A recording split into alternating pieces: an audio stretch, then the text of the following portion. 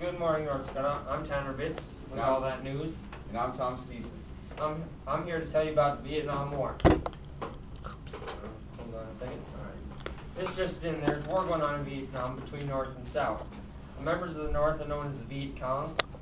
The Gulf of Tonkin incident is given broad congressional approval for expansion of the Vietnam War. This started because the Vietnamese torpedo boats shot 2 of the U.S. destroyers, and we weren't going to get involved, but then the public convinced President Lyndon B. Johnson that we had to do something, so then he decided we would get into it. But then later on, the people decided that this was a bad idea. And then President Johnson, he sent a negotiations letter to Ho Chi Minh, the President of the Democratic Republic of Vietnam. Johnson sent Ho Chi Minh the letter to gain peace so that they would not have war in Vietnam anymore. Vo Nguyen Giap was one of the brilliant generals of the 20th century. He had a campaign of breathtaking speed and scope. It took U.S. imperialism to attack when it least expected, on Christmas Eve. The Tet Offensive was the real turning point in the Vietnam War. The U.S. citizens are not happy that we are in the war. In college campuses, they are having outbreaks of students. And now to Thomas Steeson. Hello, I'm Tom Steeson with the Korean War. This just in Korea. Korea has been divided up at the 38th parallel due to conflict in the countries to divide Korea into North and South Korea. The 30th parallel is the DMZ, also known as the demilitarized zone, with no weapons of any kind allowed in the area, and neither side can pass without authorization from the other country. North Korea is communist and South Korea is democratic, and by dividing them up, it ended the conflict in North and South Korea, but not for long.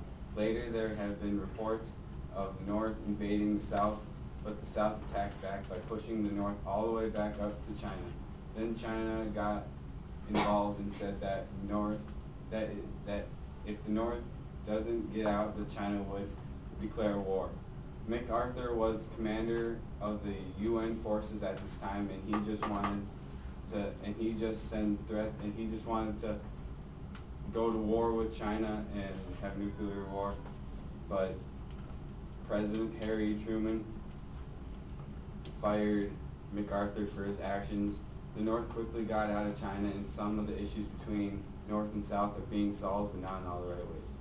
Now to Hunter Human. Thank you, Thomas. May 19 the Cuban Missile Crisis. The world is relieved that there was not a nuclear war between the U.S. and USSR. Let's take a look at some events that led up to a nuclear war, that almost led up to a nuclear war between the two. The first event that started the crisis in Cuba was the Bay of Pigs. The Bay of Pigs invasion was the U.S. attempt to overthrow Castro's communist government. The Bay of Pigs invasion was a failed mission which embarrassed America, and President Kennedy had to apologize. The leader of Cuba, Fidel Castro, was furious over the invasion and asked for Soviet Union military aid. The leader of the Soviets was Koshchev, which already disliked the United States, agreed to help Cuba. To help defend Cuba, the Soviets brought missiles into Cuba and pointed them at America. The American U-2 spy plane took pictures of these missile locations and realized that they were 90 miles away from U.S. shores. To counter this, America put missiles in Turkey and pointed them at Russia. President Kennedy also came up with a plan to block off shipments to Cuba from the USSR. The U.S. blockade cut off all nuclear weapons from being shipped into Cuba. Finally, on day 14, President Kennedy and Koshchev made an agreement to take out all missiles from Cuba and Turkey. This ended the Cuban Missile Crisis. Now let's hear a word from our sponsors.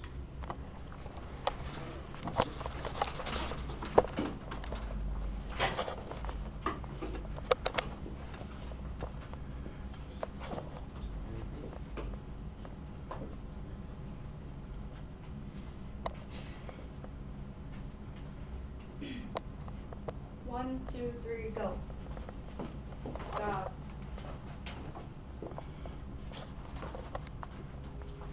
A6, one step ahead.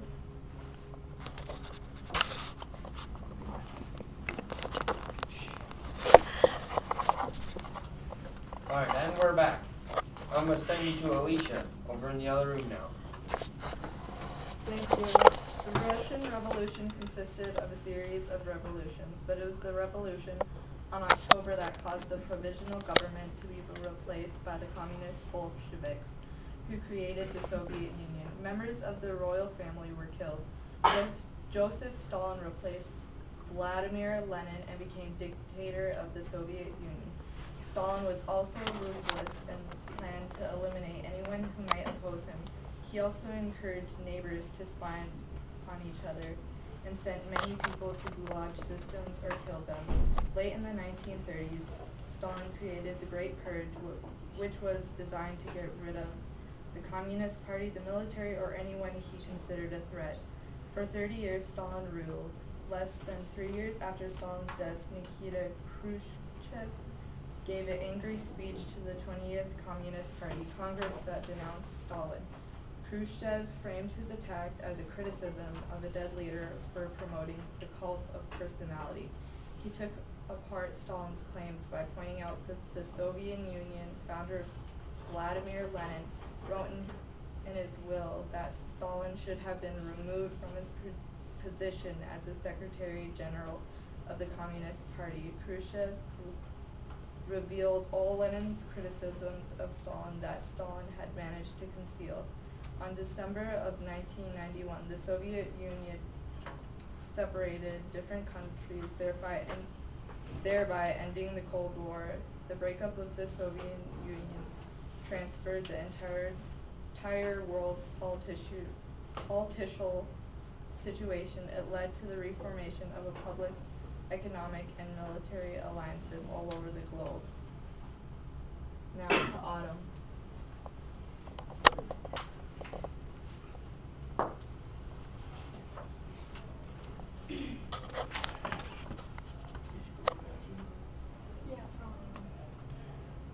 The Marshall Plan was named after Secretary of State George C.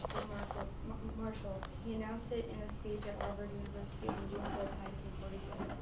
The Marshall Plan was known as European Recovery Program, which channeled over $13 billion to finance the recovery of Europe after World War II. Berlin was split up into 4 parts. This is because the Allies partitioned the defeated Germany into a Soviet-occupied zone, an American-occupied zone, a British-occupied zone, and a French-occupied zone. Berlin was located in the Soviet Union. In June of 1948, the Russians wanted Berlin for themselves, so they closed all the highways, railroads, and canals from Western-occupied Germany into Western-occupied Berlin. They made it impossible for the people that lived there already to get food and needed supplies. The U.S. and its allies decided to supply their sectors of the city from the air. On March 5, 1946, British Prime Minister Winston Churchill condemned the Soviet Union's policies in Europe. Churchill's speech is considered one of the opening volleys announcing the beginning of the Cold War. The Berlin blockade and airlift was an attempt in 1948 by the Soviet Union to limit the ability of France, Great Britain, and the United States to travel to their sectors of Berlin. The Western powers instituted an airlift that lasted nearly a year and delivered needed supplies and relief to Western Berlin. 3 years after World War II, the blockade was the first major clash of the Cold War and foreshadowed the future conflict over the city of Berlin. And now back to Tim. Thanks, Autumn, for that incredible information. And that's all we have for tonight. This is all that news on Town of Bits. Not Stay Johnson. blessed. Oh,